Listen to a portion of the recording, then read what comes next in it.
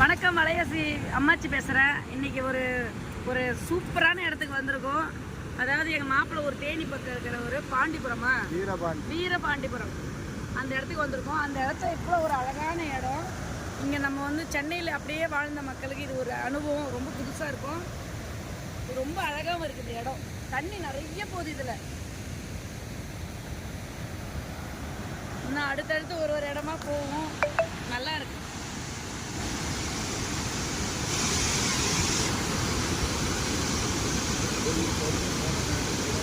ஆமாம், கோவில் குளமாக போனாலும் இப்போ வந்து எங்கள் பொண்ணை கல்யாணம் பண்ணி கொடுத்து தான் இப்போ இந்த மாதிரி வரேன். நான் இதான் ஃபஸ்ட்டு தடவை நான் இப்படி வர்றது, சுற்றி பார்க்க வர்றது. சொல்லுங்கள், நீங்கள் சொல்லுங்கள். கோயில் குளம்னு போயிட்டுருக்கோம். இப்போ என்னை கொண்டாந்து